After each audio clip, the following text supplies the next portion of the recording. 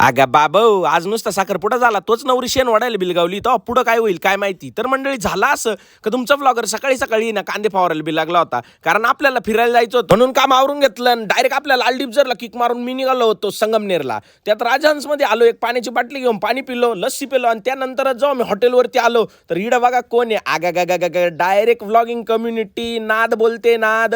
म्हणलं सगळ्यांनी मला नाद खोळा जळगाव धुळा. त्यात नवरदेव आपल्याला भेटायला आले स्पेशली. मग नवरदेवांची गाठभेट घेतली. नवरदेव जरा तापले होते बरं का जाताना, पण काय विषय नाही म्हणलं. आता नवरदेवाच्या गाडीत सगळे व्लॉगर कोंबले. आधी भाऊला माझ्याजवळ बसवलं होतं. तर तुम्ही म्हणशाल ऋषी व्लॉगर तब्येतीचा फायदा घेतो काय? आदित्य डेअरीला काय दम देऊ राहिला? दम बिम नाही दिला. त्याला म्हणत होतो का तू व्हिडिओ पाहतो का नाही गाड्या आपले? तो म्हणे थांब लगेच पाहतो. त्याने लगेच मोबाईल काढला आणि व्हिडिओ पाहिले. विशाल भाऊची इकडे केस बिस सेट करायचं काम चालू. म्हणलं दे दान का श्रीलंका, नवरदेव जाऊ द्या स्टेजवर.